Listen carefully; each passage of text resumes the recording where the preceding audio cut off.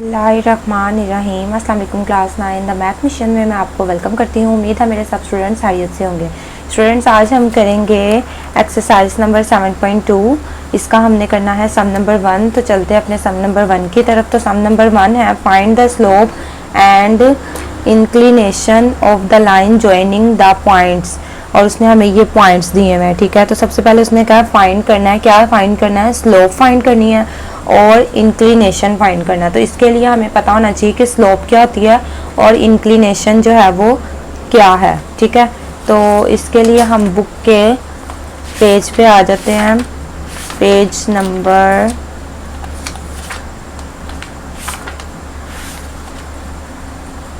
129 पे, ठीक है।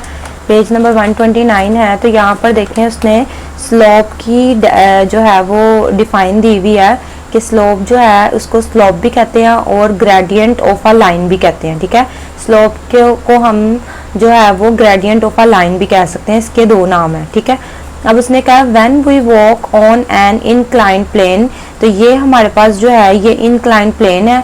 वो कह रहा है जब हम इस पे वॉक करते हैं वी कवर हॉरिजॉन्टल डिस्टेंस। तो हम हॉरिजॉन्टल डिस्टेंस भी कवर करते हैं। रन हॉरिजॉन्टल डिस्टेंस को उसने रन कहा है, as well as vertical distance, और वर्टिकल डिस्टेंस भी हम कवर करते हैं एट द सेम टाइम, एक ही वक्त में। जब हम किसी इंक्लाइन प्लेन पे वॉक करते हैं तो हम एक साथ हॉरिजॉन्टल और वर्टिकल दोनों डिस्टेंस जो है वो कवर करते हैं। तो हॉरिजॉन्टल डिस्टेंस को उसने रन कहा है और वर्टिकल डिस्टेंस को उसने राइज कहा है। It is harder to climb a steeper inclined plane. The measure of steepness ratio of rise to the run. Rise to the run, rise ये चीज़ है और run जो है ये horizontal वाली लाइन जो है ये run है।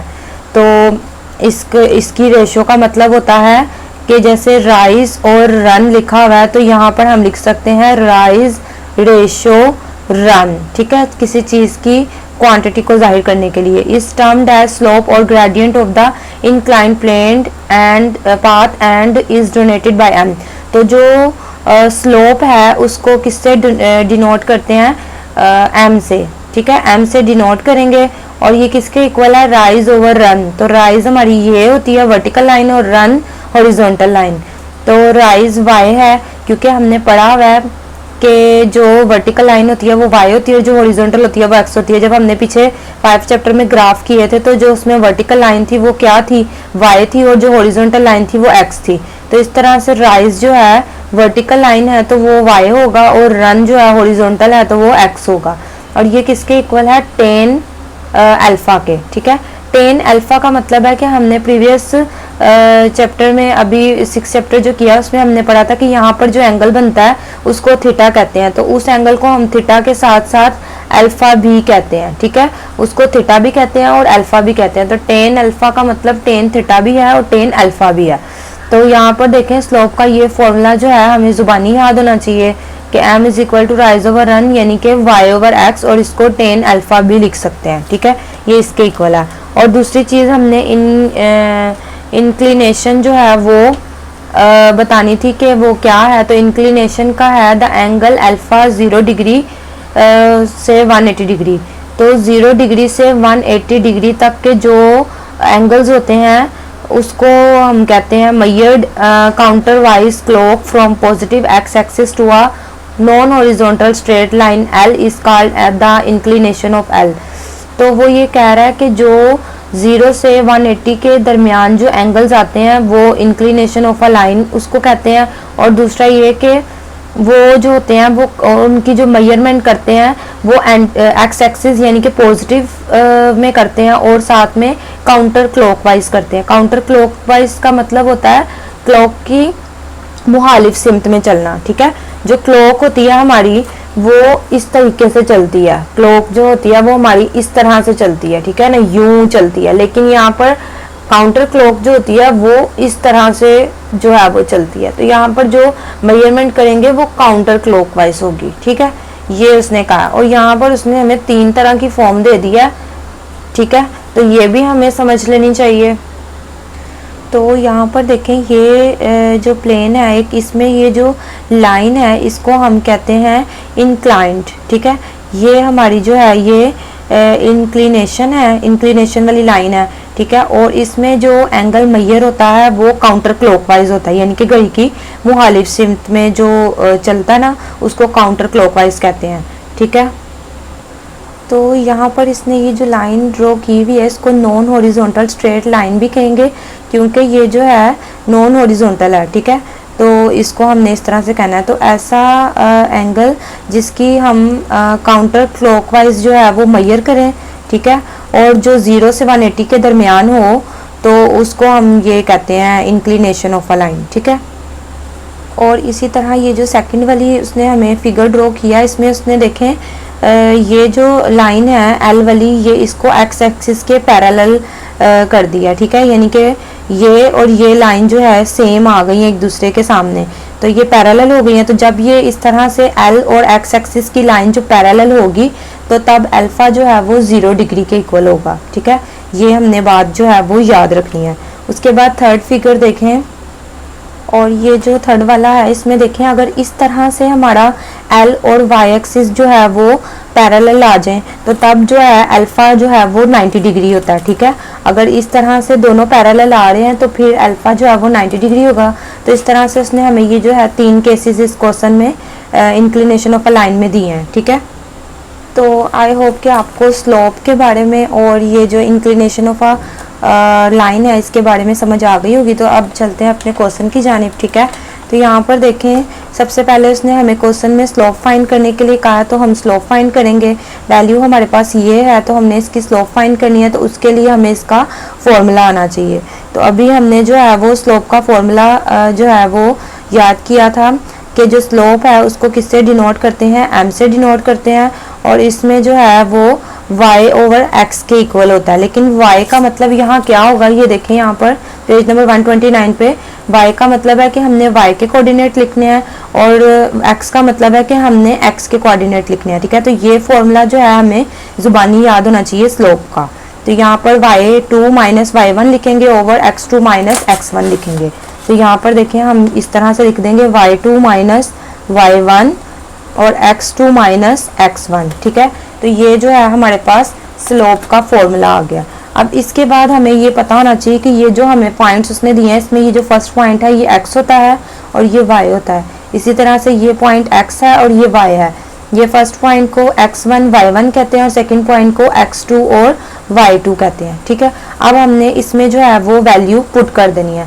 y2 की वैल्यू क्या है 11, तो यहाँ 11 आ जाएगा, माइनस फॉर्मूले वाला लगा देंगे, और y1 की वैल्यू है 4, तो यहाँ आ जाएगा 4, ओवर लगा देंगे। x2 की वैल्यू है 5, तो यहाँ 5 आ जाएगा, माइनस लगाकर x1 की वैल्यू क्या है -2, तो यहाँ पर लिख देते हैं -2, ठीक है। अब यहाँ पर देखें 11 में से हमने 4 माइनस करना है, तो ये देखें 11 माइनस 4 हमारे पास क्या आ रहा है 7, तो यहाँ पर हम लिख देते हैं 7, और यहाँ पर देखें 5 एज इट इज आ जाएगा, माइनस माइनस प्लस हो जाएगा, ठीक है, और 2 आ जाएगा यहाँ पे। अब यहाँ पर देखें 7 एज इट इज लिख देंगे, 5 में 2 ऐड करेंगे तो 7 हो जाएगा, 7 से कैंसिल हो जाएगा, 7 1 7 7 1 7, तो यहाँ पर जो स्लोप आएगी वो हमारे पास क्या आएगा, हमारे पास आंसर आ जाएगा 1 स्लोप का। तो यहाँ पर जो है m हमने साथ साथ लिखते जाना है, ठीक है। अब हमने जो है वो स्लोप फाइंड कर लिया। अब उसने हमें इंक्लिनेशन भी फाइंड करने को कहा है, तो स्लोप की मदद से ही हमने इंक्लिनेशन भी फाइंड करना है। यहाँ पर देखें बुक में 129 पेज पे उसने हमें बताया कि इन एनालिटिकल ज्योमेट्री स्लोप और gradient m of a non vertical straight line with as its inclination is defined, यानी कि इंक्लिनेशन जो है वो ये फॉर्मूला है उसका, और इसकी मदद से ही हमने इंक्लिनेशन जो है वो फाइंड करनी है। तो m is equal to tan alpha जो है वो इंक्लिनेशन फाइंड करने का फॉर्मूला है। तो यहाँ पर हम जो है वो लिख लेते हैं इसका फॉर्मूला, ठीक है। तो यहाँ पर इंक्लिनेशन का हम फॉर्मूला लिख लेते हैं, m is equal to tan alpha, ठीक है। ये हमने जो है ये याद रखना है।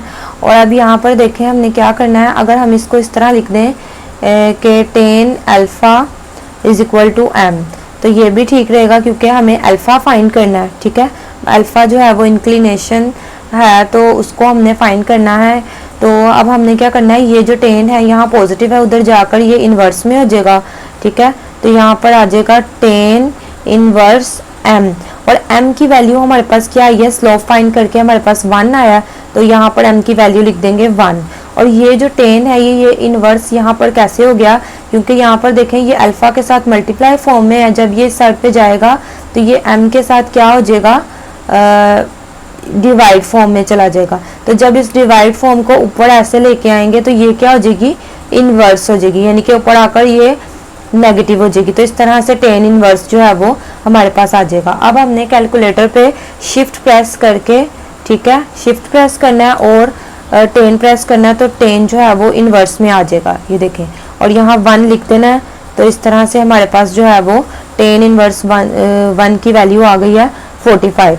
तो इस तरह से हमने इंक्लिनेशन ऑफ अ लाइन भी फाइंड कर लिया और स्लोप भी फाइंड कर लिया। तो दोनों आंसर्स हमारे पास आ गए हैं। तो यहाँ पर देखें पार्ट नंबर 2 है। पार्ट नंबर 2 में उसने हमें 2 पॉइंट्स दिए हैं, इसको हम एज इट इज़ लिख देते हैं, वैल्यू को रिपीट कर लेते हैं, ठीक है। अब इसमें भी हमने स्लोप फाइंड करनी है और inclination of a line find करनी है। तो यहाँ पर सबसे पहले हम स्लोप का जो है वो फॉर्मूला लिख लेते हैं। तो स्लोप का फॉर्मूला है m = y2 - y1 over x2 minus x1, ठीक है। ये हमें ज़ुबानी याद होना चाहिए और हमें ये पता होना चाहिए कि ये फर्स्ट वैल्यू हमारी x होती है और ये y होती है।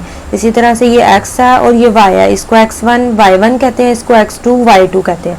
ये इसलिए लिखा है कि इसकी मदद से हम आराम से जो है वो वैल्यू लिखकर जो है वो आंसर फाइंड कर लेंगे। तो यहाँ y2 देखें 7 है, तो 7 आ जाएगा, माइनस एज इट इज़ आ जाएगा। y1 की वैल्यू -2 है, तो यहाँ लिख देंगे -2। अब यहाँ पर देखें x2 की वैल्यू 2 है, तो 2 आ जाएगा, माइनस फॉर्मूले वाला लगा देंगे, और x1 की वैल्यू 3 है, तो यहाँ आ जाएगा 3। अब यहाँ पर देखें 7 एज इट इज़ आ गया, माइनस माइनस प्लस हो गया और 2 आ गया। और यहाँ पर कैलकुलेटर पे देखें 2 - 3 करेंगे तो हमारे पास आ जाएगा 2 - 3 -1 आ जाएगा, ठीक है। अब यहाँ देखें 7 + 2 करेंगे तो हमारे पास आ जाएगा 7 + 2 करेंगे तो हमारे पास आ जाएगा 9, ठीक है। ये देखें 7 + 2 किया तो हमारे पास आ गया 9 ओवर यहाँ पर नीचे क्या है -1, ठीक है। तो यहाँ पर जो -1 है इसको हम इस तरह से 9 के साथ लगा देते हैं और इस तरह से हमने जो है वो स्लोप फाइंड कर लिया, ठीक है। अब इंक्लिनेशन इसकी फाइंड करेंगे, तो इंक्लिनेशन का जो फॉर्मूला है वो क्या होता है, m = tan अल्फा, ठीक है। m = tan अल्फा जो होता है वो इसका फॉर्मूला होता है इंक्लिनेशन का, और हम इसको इस तरह से भी लिख सकते हैं tan अल्फा = m, ठीक है। अब ये जो tan है ये इधर जाकर इन्वर्स हो जाएगा, अल्फा हम इधर ही रखेंगे क्योंकि अल्फा हमने फाइंड करना है, तो अल्फा को हम इधर ही रहने देते हैं और tan को हम उस साइड पे ले जाते हैं, तो tan जो है वो इन्वर्स हो जाएगी। और m की वैल्यू हमारे पास क्या आई है -9, तो यहाँ पर हम लिख देते हैं -9, ठीक है। अब इसका जो है हम इन्वर्स फाइंड कर लेते हैं। तो यहाँ पर देखें शिफ्ट प्रेस करके कैलकुलेटर पे tan प्रेस करेंगे तो tan इन्वर्स हो जाएगा, और -9 फाइंड करेंगे तो हमारे पास जो आंसर आएगा वो -83.659 आ रहा है। तो यहाँ पर हम पॉइंट के बाद 2 वैल्यूज़ तक लिख लेते हैं और इसको राउंड ऑफ कर लेते हैं। अगर हमने पॉइंट के बाद 2 वैल्यूज़ तक लिखना है तो 3 वाली वैल्यू देखेंगे, जो थर्ड वैल्यू होगी पॉइंट के बाद वो अगर 5 या 5 से बड़ी होगी तो पिछली वाली वैल्यू में 1 ऐड कर देंगे। तो यहाँ पर देखें थर्ड वैल्यू 9 है, यानी कि वो 5 से ग्रेटर है, तो प्रीवियस वैल्यू में 1 ऐड कर देंगे। तो यहाँ 5 है तो क्या हो जाएगा 6 हो जाएगा, राउंड ऑफ करके लिख लेंगे तो यहाँ आ जाएगा -83.66, ठीक है। इसको हमने राउंड ऑफ कर दिया। तो अब यहाँ पर देखें अल्फ़ा की वैल्यू हमारे पास ये आ गई है। तो यहाँ पर अब आपने जो है वो ये चीज़ समझनी है कि यहाँ पर जो हमारे पास अल्फ़ा की वैल्यू आई है यानी कि इंक्लिनेशन आया वो नेगेटिव आया है, ठीक है। तो अगर यहाँ पर देखें ये एक प्लेन है, यहाँ पर ये जो है y एक्सिस है और ये जो है ये x एक्सिस है। तो अगर हमारा जो अल्फ़ा है यानी कि इंक्लिनेशन है वो पॉजिटिव हो तो वो लाइन इस साइड को बनती है, ठीक है, और उसकी जो मैयर होती है वो काउंटर क्लॉकवाइज होती है इस साइड पे। लेकिन ये जो अब हमारे पास सिचुएशन आई है इसमें ये जो प्लेन है ये y एक्सिस है और ये x एक्सिस है, लेकिन इसमें चूंकि हमारे पास अल्फ़ा नेगेटिव है तो इसकी जो इंक्लिनेशन होगी लाइन वो इस साइड पे आएगी, ठीक है। तो जब इसकी इंक्लिनेशन लाइन इस साइड पे आएगी तो इसकी मैयर जो हम करेंगे चूँकि नेगेटिव है ये, तो इसकी जो मैयर होगी वो इस साइड से होगी यानी कि क्लॉकवाइज हो रही है, जबकि हमने जो मैयर करनी है वो काउंटर क्लॉकवाइज करनी है इंक्लिनेशन के मुताबिक। इंक्लिनेशन ऑफ लाइन का हमने डेफिनेशन करी है। तो ये देखें इंक्लिनेशन ऑफ अ लाइन की डेफिनेशन हमने पढ़ी थी, तो उसमें उसने लिखा हुआ है the angle alpha. Angle alpha का मतलब इंक्लिनेशन ही है, ठीक है। 0 से 180 के दरमियान बनेगी एक तो जो एंगल बनेगा वो, और दूसरा उसकी जो मैयड होगी वो काउंटर क्लॉकवाइज होगी, यानी कि क्लॉक की मुखालिफ सिमत में। क्लॉक तो इस सिमत में चलती है ना, लेकिन जो इस सिमत में उल्टी सिमत में चले उसको काउंटर क्लॉकवाइज कहते हैं, तो ठीक है। और वो एक्स एक्सिस पे होगी और पॉजिटिव होगी, तो ये बातें उसने बताई हैं। लेकिन यहाँ पर देखें हमारी ये नेगेटिव है, ठीक है। तो हमने क्या करना है, ये जो हमारी स्ट्रेट लाइन होती है ये जो है वो 180 डिग्री की होती है। ये जो स्ट्रेट लाइन है ये यहाँ से यहाँ तक देखें मेजर करें तो 180 डिग्री की होती है, 0 से स्टार्ट होती है और 180 डिग्री पे ख़त्म होती है। तो हमने क्या करना है कि यहाँ पर हमारा ये जो हम मेजर कर रहे हैं ये मेजर करके -83.66 आया, ठीक है। तो इसको जो है हमने अगर पॉजिटिव करना है तो इसके लिए हम क्या करेंगे, इसको अगर 180 में से माइनस कर देते हैं, इसको 180 में से इस पूरी वैल्यू को हम माइनस कर देंगे तो हमारे पास जो अल्फ़ा है वो पॉजिटिव हो जाएगा, ठीक है। और इस तरह से जो है वो हमारा आंसर आ जाएगा। तो यहाँ पर हम इसको पॉजिटिव करने के लिए 180 को माइनस कर देंगे, 180 डिग्री को 83.66 के साथ, ठीक है। तो इसको जब कैलकुलेटर पे हम माइनस करेंगे तो हमारे पास आ जाएगा 96.34, ठीक है। तो अब हमने यहाँ पर देखें बुक के पीछे जो आंसर उसने हमें दिया हुआ है वो डिग्री और मिनट में दिया हुआ है। तो उसके लिए हम क्या करेंगे, हमारे कैलकुलेटर पे एक डिग्री और मिनट वाला जो है वो बटन होता है, तो उसको आप प्रेस करेंगे तो जो वैल्यू है ये वाली ये डिग्री और मिनट में कन्वर्ट हो जाएगी, तो 96 डिग्री और 20 मिनट जो है वो हमारे पास आंसर आ जाएगा, ठीक है। तो ये हमारा आंसर है। तो यहाँ पर देखें थर्ड पार्ट है, उसने हमें 2 पॉइंट्स दिए हुए हैं, इनकी हमने स्लोप फाइंड करनी है। तो यहाँ पे लिख देते हैं स्लोप इज इक्वल टू, उसको डिनोट करते हैं m से, और उसका फॉर्मूला है y2 minus y1 over x2 minus x1। तो हमें पता होना चाहिए कि ये फर्स्ट वैल्यू x होती है और ये सेकंड y होती है। इसी तरह इसको x कहते हैं, इसको y कहते हैं। ये x1 y1 है और ये x2 y2 है, ठीक है। तो अब यहाँ पर देखें y2 की वैल्यू लिखनी है तो वो 8 है, माइनस फॉर्मूले वाला आ जाएगा, और y1 की वैल्यू 6 है, तो इसको हमने लिख दिया। अब x2 की वैल्यू 4 है, 4 आ गया माइनस फॉर्मूले वाला, और x1 की वैल्यू भी 4 है, ठीक है। तो इस तरह से इसको हमने लिख दिया। अब 8 में से हमने 6 माइनस करना है तो 2 आ जाएगा, और 4 में से 4 माइनस किया तो 0 आ जाएगा। तो अगर यहाँ पर देखें 2 को मैं डिवाइड करती हूँ, 2 डिवाइडेड बाई 0, तो मेरे पास क्या आ जाएगा, 2 को यानी कि 0 पे डिवाइड करेंगे तो यहाँ पर हमारे पास, तो यहाँ पे देखें मैंने आपके सामने इसको दोबारा एक दफ़ा कर देती हूँ। जब मैं 2 को डिवाइड कर रही हूँ 0 से, तो यहाँ पर कैलकुलेशन एरर आ रहा है, ठीक है, मैथ एरर आ रहा है। तो जब भी इस तरह से 2 डिवाइडेड बाई 0 हो तो इसको हम यहाँ पर, इसका मतलब होता है इन्फिनिटी, ठीक है। तो यहाँ पर हम लिख देंगे इन्फिनिटी। तो ये हमारे स्लोप का जो है वो आंसर है। अगर यहाँ पर 0/2 होता तो वो फिर 0 के इक्वल होना था, क्योंकि यहाँ पर देखें अगर मैं 0 डिवाइडेड बाई 2 लिखती हूँ तो वो 0 के इक्वल आ रहा है, लेकिन 2 डिवाइडेड बाई 0 एरर आ रहा है, इसका मतलब वो इन्फिनिटी के इक्वल है। तो इस तरह से जब कोई वैल्यू ऊपर दी हो, नीचे डिवाइड में 0 लिखा हो, तो वो वैल्यू जो है वो इन्फिनिटी में चली जाती है, ठीक है। अब इसी का हमने है वो इंक्लिनेशन फाइंड करना है, तो यहाँ पर उसका फॉर्मूला पुट कर लेते हैं हम, ठीक है। तो यहाँ पे हम लिख लेते हैं m is equal to tan alpha, ठीक है। तो tan अल्फ़ा लिख लेते हैं। अब यहाँ पर देखें इसको हम ठीक तरह से यहाँ करके लिख लेते हैं tan alpha is equal to m, ठीक है। तो m की वैल्यू हमारे पास क्या आई है, इन्फिनिटी आई है, वो हम यहाँ लिख लेते हैं। और ये जो tan अल्फ़ा है इसको हम एज इट इज़ लिख देते हैं। चैप्टर के तो हमने पढ़ा था कि tan थीटा जो होता है, tan थीटा 90 डिग्री में क्या होता है, इन्फिनिटी के इक्वल होता है, ठीक है।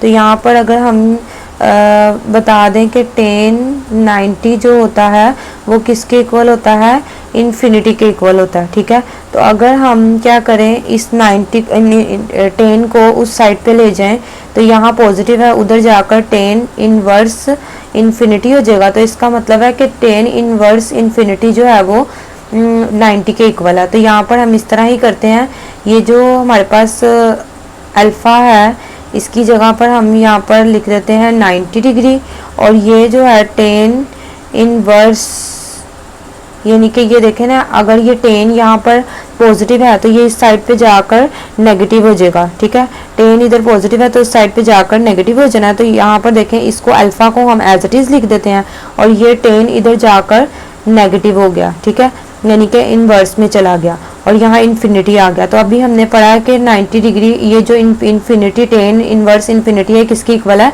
90 डिग्री के। तो यहाँ पर लिख देंगे हम 90 डिग्री। तो हमने यहाँ पर क्या किया है, जब हमारे पास यहाँ पर tan alpha is equal to infinity आ गया तो हमने क्या किया, हमने पढ़ा था कि टेन 90 डिग्री इन्फिनिटी के इक्वल होता है। तो यहाँ पर हमने क्या किया, 90 डिग्री यहीं रहने दिया, ये टेन इधर पॉजिटिव था इधर जाके इन्वर्स हो गया।